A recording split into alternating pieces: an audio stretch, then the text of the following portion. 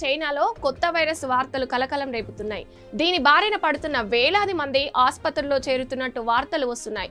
China social మీడియాలో ఇందుకు సంబంధించిన విస్తృత ప్రచారం జరుగుతుంది. ఈ కొత్త వైరస్ ను హ్యూమన్ మెటానియాగా చెప్తున్నారు.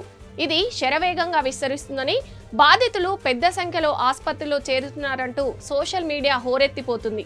అంతేకాదు ఈ వైరస్ తో పాటు ఇన్ఫ్లుయెంజా ఏ, మైక్రోప్లాస్మా నిమోనియా, కోవిడ్-19 వైరస్లు కూడా వ్యాప్తి చెందుతున్నట్టు చెప్తున్నాయి. హ్యూమన్ మెటానియా వైరస్ సోకుతున్న వారిలో కోవిడ్ లక్షణాలే కనిపిస్తున్నట్టు చెప్తున్నారు. గుర్తు తెలియని ఓ నిమోనియా తరహా వైరస్ మూలాలు కనుగొనేందుకు చైనా వ్యాధి నియంత్రణ అథారిటీ ఓ పర్యవేక్షణ వ్యవస్థను ఏర్పాటు చేసినట్టు అంతర్జాతీయ వార్తా సంస్థ ఒకటి పేర్కొనడం ఈ ఊహాగానాలకు మరింత బలం చేకూరుతుంది.